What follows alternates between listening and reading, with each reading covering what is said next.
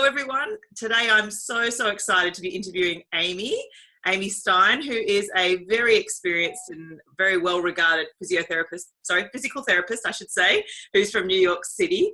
I've asked Amy to chat to me today about pelvic pain, and in particular, her book, which I have right here, which is Heal Pelvic Pain, which has helped so many people around the globe deal with their pelvic pain and help relieve it and improve their quality of life. So welcome, Amy. First of all, thank you for meeting me today. Thank you. This is very exciting to have to meet you on air. And we're 12 hours apart. We're on totally different time zones.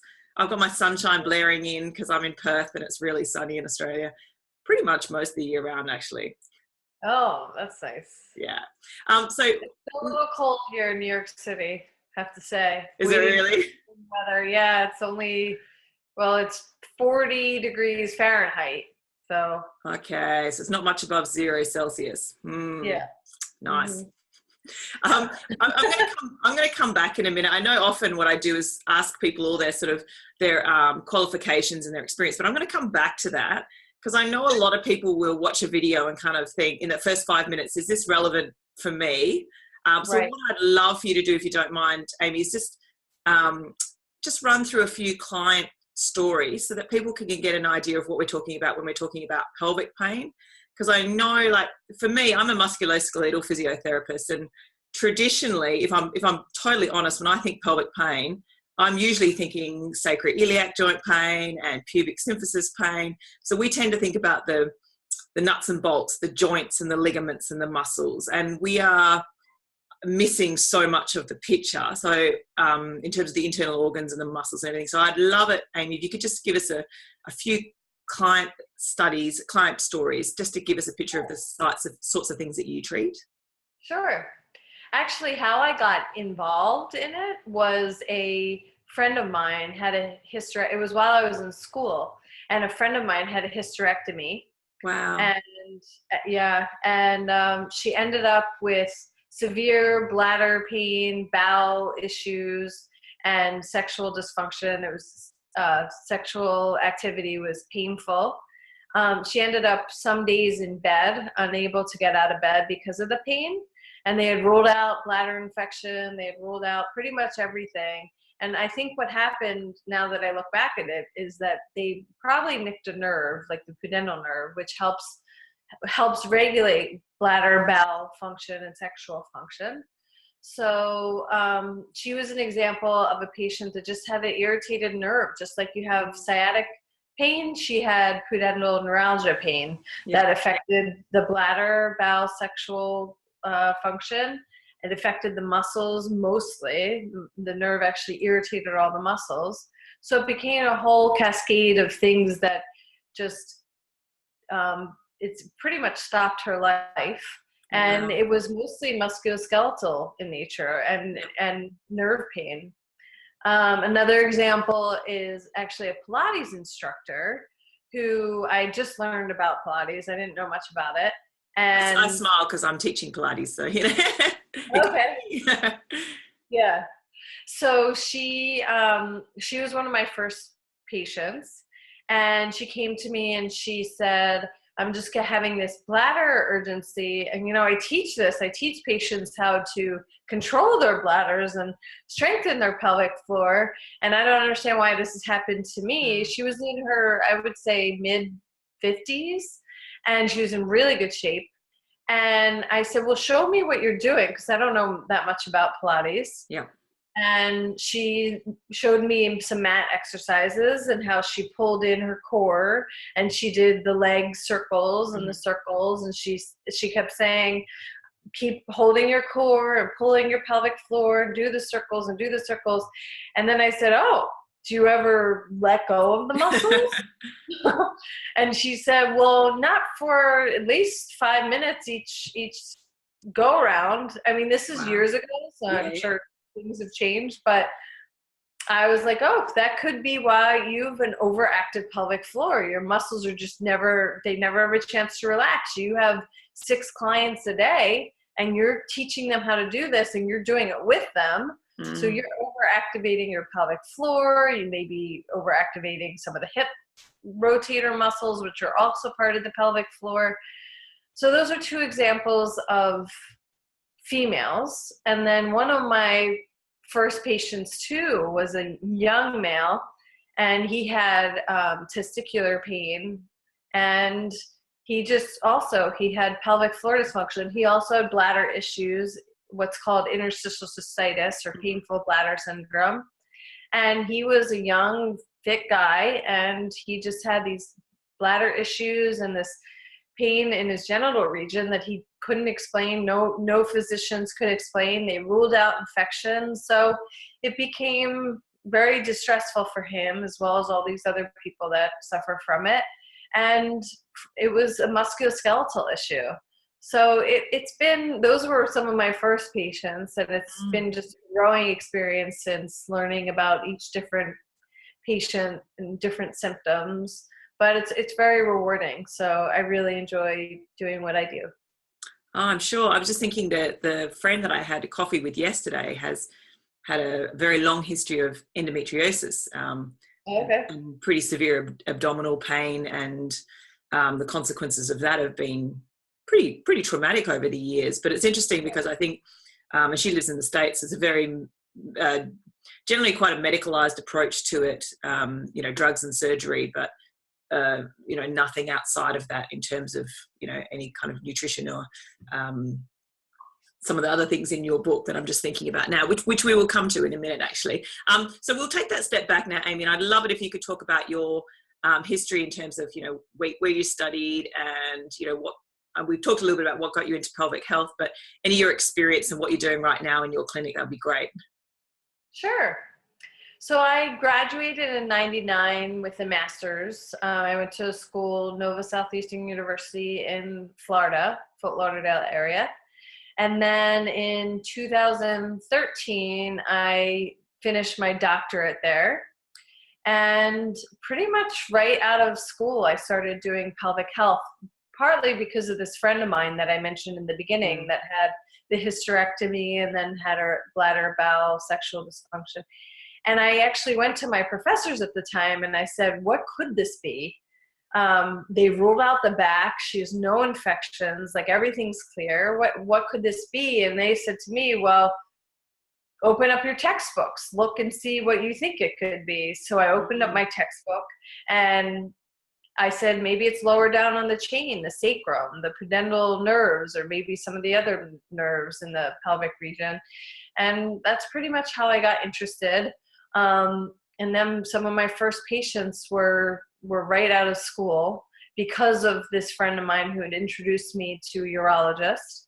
And then it just went from there. Now I have a practice since 2003.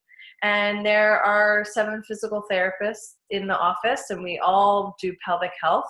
We do a little bit of other women's health and lymphedema and prenatal postpartum care, but it's mostly pelvic health. And in 2008, my book came out, Healed Pelvic Pain. And then 2014, I did a DVD that's basically a live version. This one. Yay! It's basically a live version of the book, but the part of the book that's specific to pain. So it does not go over, it doesn't go over strengthening exercises. It goes over more home program for pain issues, trigger points, and various stretches, also how to do internal work on your own.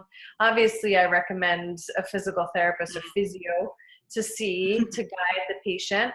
But this is definitely more of a patient home program that the physio can help to guide the patient in what specifically to do. And then it's live, so it's nice so that they don't have to sit there and look at the book and look at the picture and count the seconds.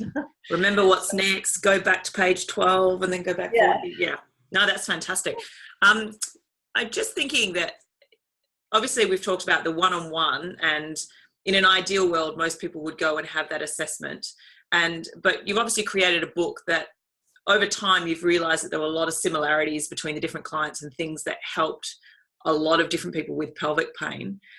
So at what point did you sort of start to recognize that there were these similarities and that the book would be really useful for so many people?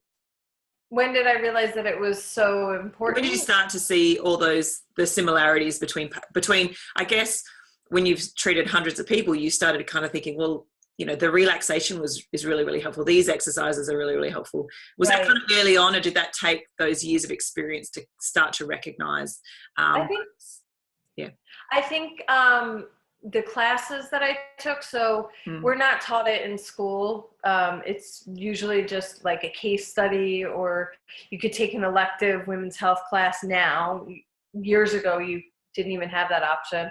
So I took courses, postgraduate courses, and then through those courses, and I would say through patients, learning what works and what doesn't work, learning the hypertonic pelvic floor, now also known as the overactive pelvic floor, and also the hypotonic pelvic floor or the underactive pelvic floor, and just learning from my patients what seems to work.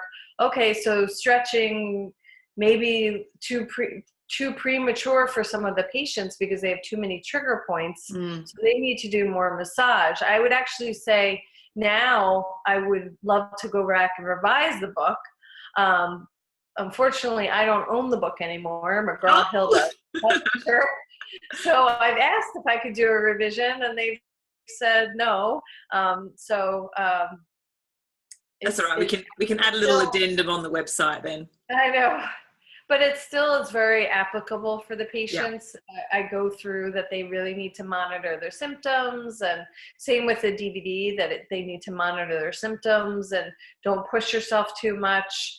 So it really applies to, the overactive population and then the underactive population. It hasn't changed that much, I would say, but I've learned a lot from my patients. And I think it fits in really nicely with, the way that physical therapy is evolving and changing is moving away from the whole biomechanical model of, you've injured this and therefore you have to fix that, or this is tight, this is weak, to what is the role of the brain? How can we use our brains to help control pain through, so many of these techniques which you talk about in your book. So it fits in beautifully with a lot of the, I guess the pain science that is, very, very relevant now. It's interesting talking about the overactive pelvic floor, because I work with a lot of women's health physiotherapists here, because I'm not a women's health physiotherapist. I'm a musculoskeletal physiotherapist. So I tend to refer a lot to the women's health physios because of my clientele. And one of them was saying recently that with the postnatal clients that they assess, so for anyone who wants to come to do physiotherapy-led classes postnatally, they have to have a physiotherapy assessment. So in my mind, the best bet is to go see the women's health physiotherapist, because then they can check the pelvic floor.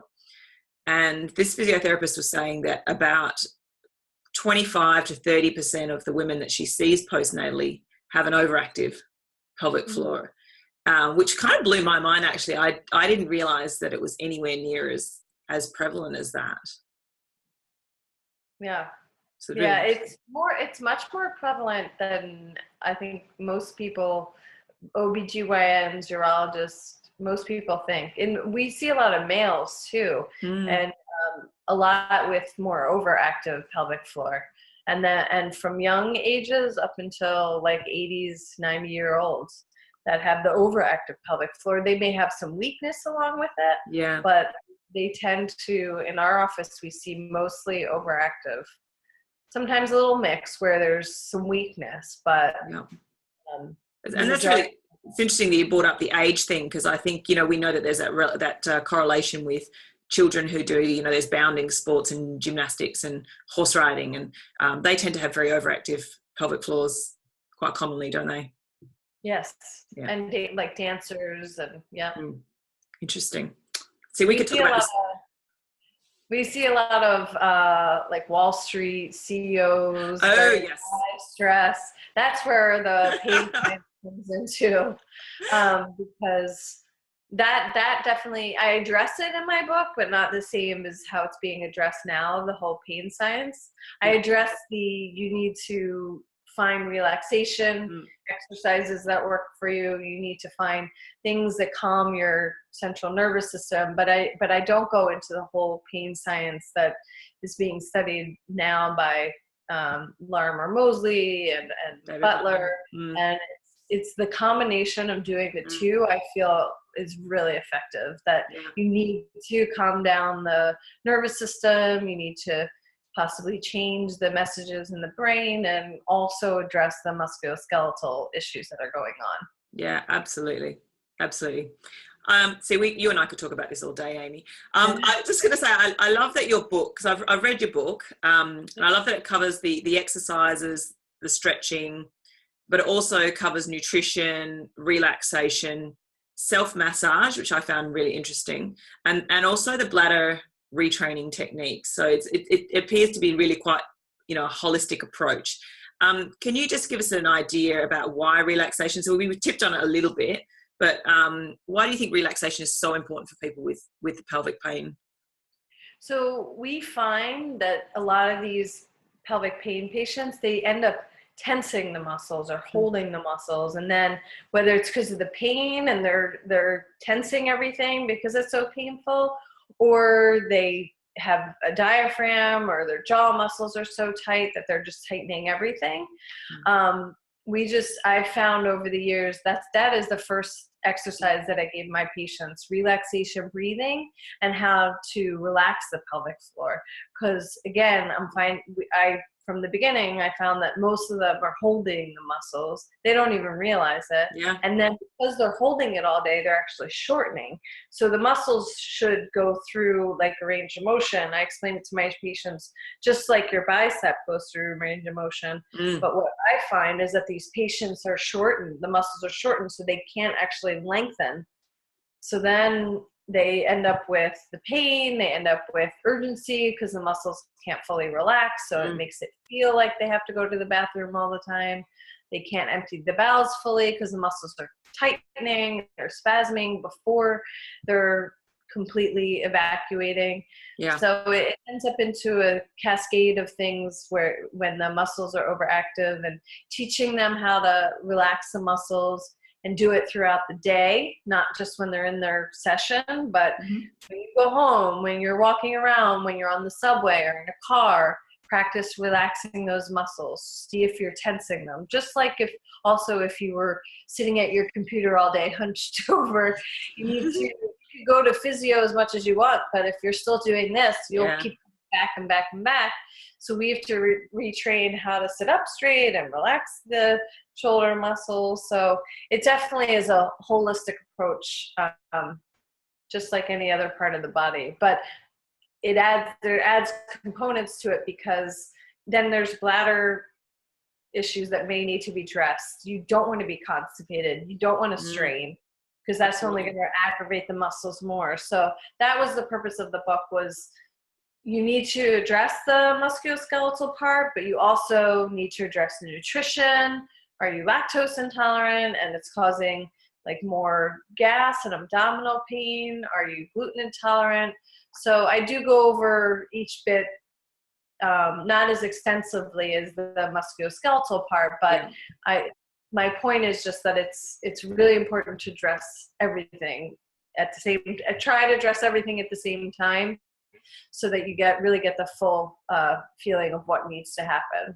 Yeah. And do you find, Amy, are there any good apps or like relaxation, CDs or anything, or tracks that you find are particularly useful for the pelvic patients, or just anything that they enjoy listening to?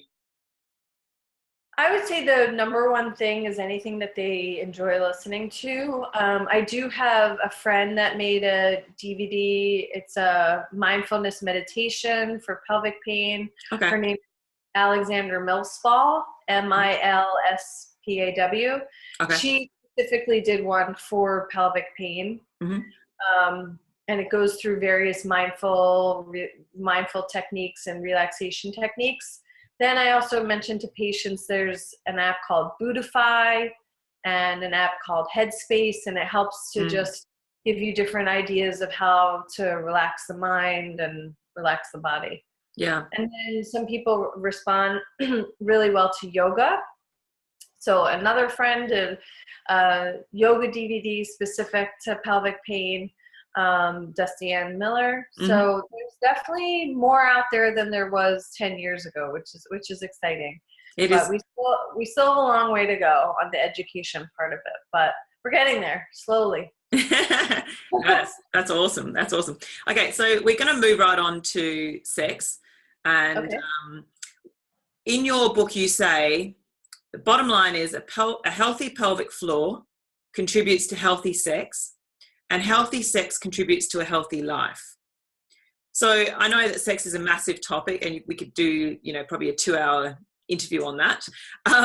But what tips, because of the clientele that I specifically work with, what tips would you give to a new mum who wants to have sex the first time after having a baby? So I know a lot of women are told, well, look, once you've cracked 6 weeks, if you're not in any pain, get on with it, see how you go. It's kind of like that vague advice. If you could give us something a little bit more tangible, that would be fantastic.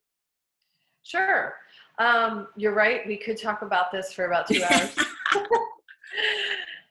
There's a couple things. One is just quickly from the medical side. If the mother's still breastfeeding, there could be a hormonal thing that's going on that's making the tissue dry. So that needs to be addressed. And then if there was any tearing or even a C-section, any scarring needs to be mobilized. Because if you think about, like, if there was a episiotomy or tearing of the vaginal tissue and that tissue is now stuck, and then you go to have sexual activity or intercourse or whatever, that tissue is going to feel like it's rubbing. So that would need to be addressed. Those patients actually, I tell the physicians, the sooner we see these patients, the quicker they get better. And it usually doesn't take a lot of sessions for them, specifically if they have any type of scar tissue. And then, ideally seeing a pelvic floor physical therapist to see if there is any overactivity of the muscle or if there's underactivity. I have a simple questionnaire that I can actually email you if you want. Oh, that'd be fantastic. Yeah, it's just a quick, I think it's 10 or 12 questions.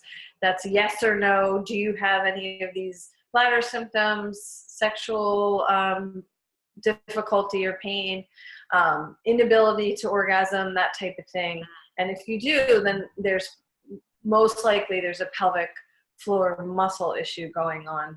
Yep. So we see postpartum, we see, again, the overactive muscles, which need to work more in the relaxation, and sometimes they need some lengthening or massage, internal massage. And then we see the underactive pelvic floor from the actual stretching of the muscle, and that population specifically needs strengthening of the muscles. So it's two different things. One's more of a weakness issue and one's more of an overactive muscle issue. So definitely assessing that. Sometimes with the underactive, the woman may say, I have like leaking with coughing, sneezing, lifting. That's a sign that the muscles are weak and need strengthening. So I mentioned before a lot of the overactive symptoms. And if you have any of those, ideally, again, seeing a physio, pelvic floor physio, would be ideal. Or you can get my book and read through it and see if it pertains to you.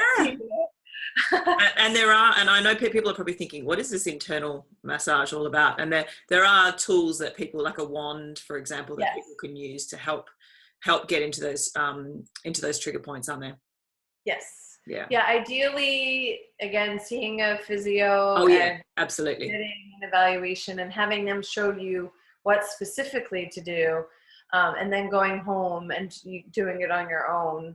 And some people, especially in the more rural areas of the U.S., they don't have pelvic floor physios around them. So on Amazon.com, I see some comments on there. Thank you for the book. There's no one around here, but at least I've gotten a head start with some of the exercises and the massages in the book. Yeah, so fantastic. And I'm sure that's the case here in Australia as well. people could be 4 or 5 hours away from a big city or even further. So yeah, at least if you can get started by yourself, you're ahead. Yes. Yeah. Okay, Amy, a lot of the women in my audience are pregnant. So I was really glad to see that you covered pregnancy and labour in your book. And I like to cover the perineal massage when I do my education sessions in my classes as well, because it's really nice for women to be able to do something at home to potentially help reduce the tears. One thing that you didn't cover in a lot of detail in the book, which might have been because of space, because I'm sure you could have written a 4,000-page encyclopedia, is the labour itself. I've had some clients who have had difficulties in labour because of, we've been talking about the overactive pelvic floor. And I remember one lady in particular, and I spoke to her recently about her birth, and she knew she had an overactive pelvic floor because when we were talking about pelvic floor dysfunction and common bladder issues during the pregnancy classes, and she kind of thought, oh, that is me. I have that. I've always had that. I've had it since I was a child. So she went to see the women's health physical therapist, realised that she had an overactive pelvic floor, started doing some down training work during pregnancy.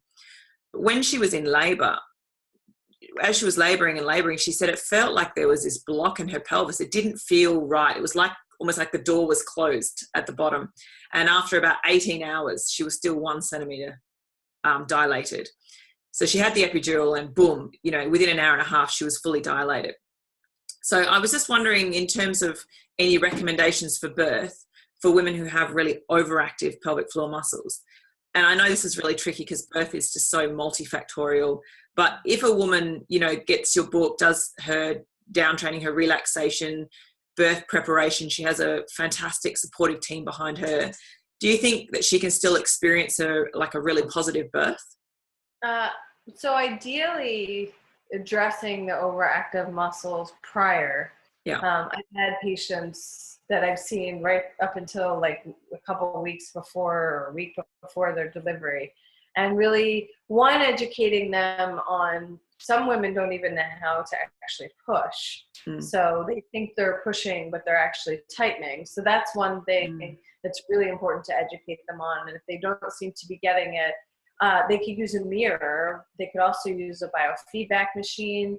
I even I palpate the muscle and I tell them, okay, now you're pushing. No, now you're actually kegling, because if you tighten the muscle, it's going to make it harder. Yeah. And then really addressing the overactivity of the muscle prior is ideal. And if there's any malalignment in the SI joint, the sacroiliac joint, which is a common thing during pregnancy because things are expanding and to allow for the baby to grow.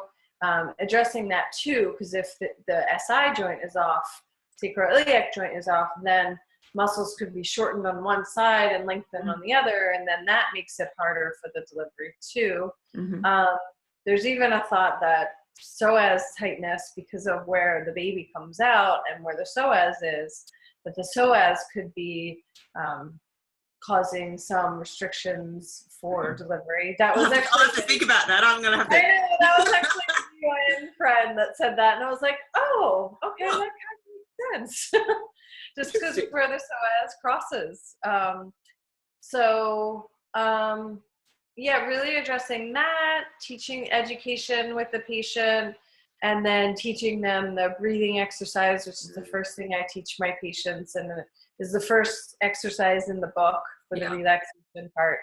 So I would say all the above, and then positioning ideal is, squatting position is ideal for delivery. So just all these different factors. It's quite tricky, isn't it? And then too, if a woman is very anxious because she's afraid of hospitals or afraid of intervention, or she feels that things are being done to her that she doesn't feel like she's empowered and educated and supported, then that's going to add to that muscular tension as well. So we were doing our relaxation last night in a class, and we spent so much time relaxing the jaw. Okay, so I'm gonna move on to the last question, because I know you've got plenty to do tonight, Amy. So in an ideal world, like if someone, a man or a woman, had unlimited access to healthcare and had plenty of funds, if they were having pelvic pain, what do you think is the most useful route to go down? Like, should they go see their GP first? Should they go see a specialist doctor? Should they go to the physio and then go? Like, what do you find works best? I would say what works, one is they need to be cleared of any infection, any organic condition. That's definitely number one. They need to be cleared. And then ideally going to a physician specialist right away or a physio specialist right away, because what I see, and probably what you see too, is that they go to a physician and the physician's doesn't know that much about it. And then they may recommend antibiotics or anti-inflammatory or something. And then the patient just feels, one, like they're not being, some physicians, obviously, they try, but they may not know as much about it. Yeah. So we get a lot of patients that feel like they've been to this physician and they've been to that physician. So really trying to find the physician that specializes in the area, or the pelvic floor physio that specializes in the area. And then we get a lot of people from the internet, from website, from my book. And what we'll do is we'll first, again, make sure there's no infection or organic condition going on. Then we'll assess them. And then if we feel that they need further intervention, we'll send them out. We'll send them out to a physiatrist, which is, I don't know if you use that same term, but it's a physician that specializes, physiatrist. I've never heard that word before. Oh, no? No. It's a physician that specializes in physical medicine. I think you made that up, Amy. I don't think that's a word. No, they're here. Physiatrist.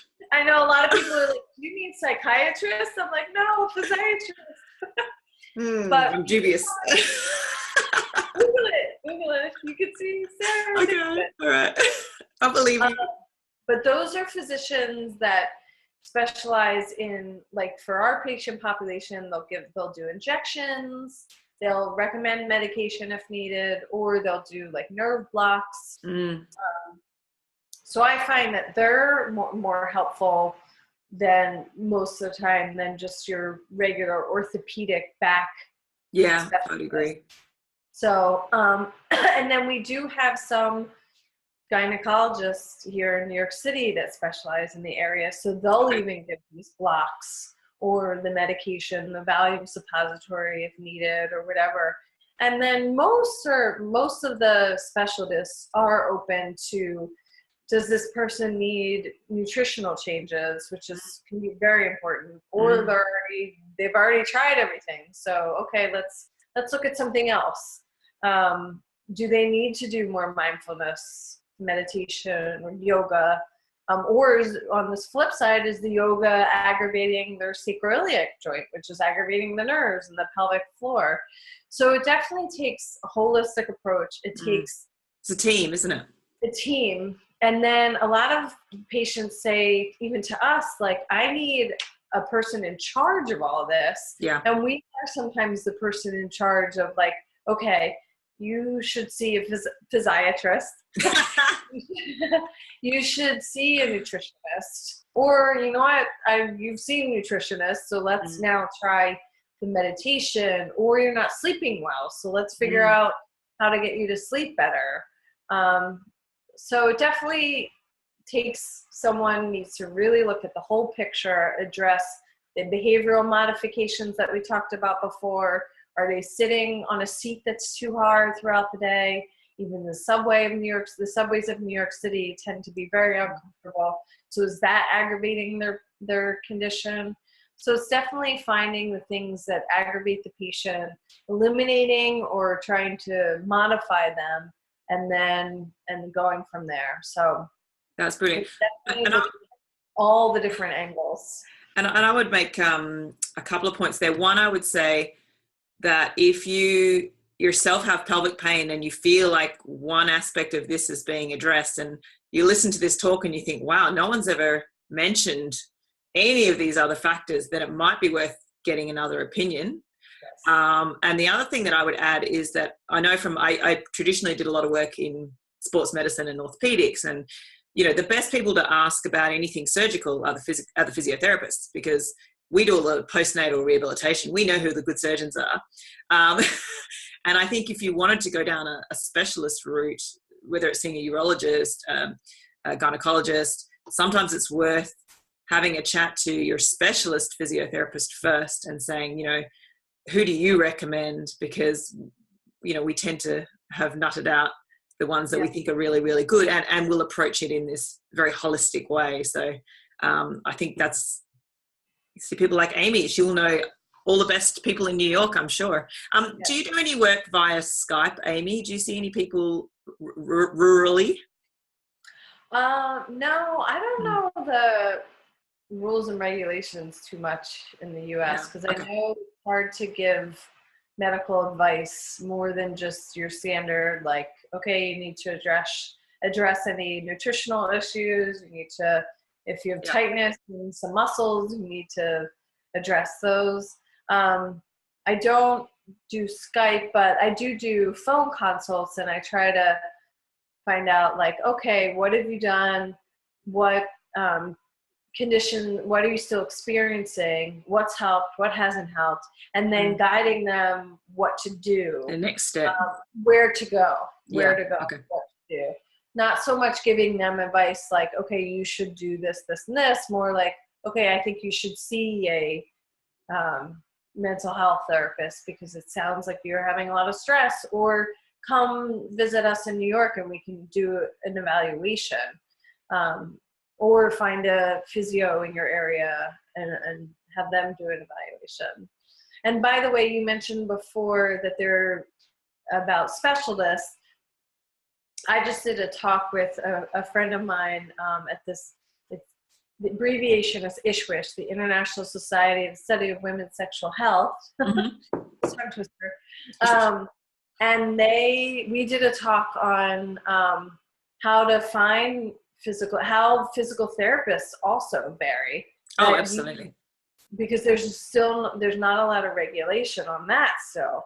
So you can have a physical therapist saying they're a pelvic floor physical therapist. They've only taken one class, but they're saying they're an expert. All they're doing is biofeedback and not doing the actual hands-on manual. And then the patient says, well, I tried it and I failed. Yeah. So there's definitely there's more regulation that needs to happen. But if you question it, like you said before, then definitely go and get a second opinion. I think we're quite fortunate here in Perth because there is a master's program and a lot of postgraduate certificates and master's programs in women's health. So there's a very, very strong women's health program in Perth. Yeah, so a lot of the women that I work with have done at least a full year of study of pelvic floor health. So yeah, and we have a lot of people from around Australia who fly to Perth to do the course. So it's pretty good. So I'm very fortunate because I'm surrounded by them. So I want to wrap it up and say a massive thank you, Amy, for chatting to me today. What I'm going to do is I'm going to post the links on underneath the video to the book and the DVD, both of which you can purchase on. Can you purchase the DVD on Amazon as well? Yes, you can purchase it on Amazon, or I have a DVD website, Healing Pelvic and Abdominal Pain. Okay, I'll post that link as well. Yeah, and it's actually cheaper because Amazon is quite expensive for the seller. Okay, so I've learned, but so it's actually less expensive, and I'm sending it internationally from the DVD website. Oh, brilliant. Okay, I'll post that link on there as well. That's awesome. Look, I'm a massive believer in us as health professionals empowering our clients to really be their own healers.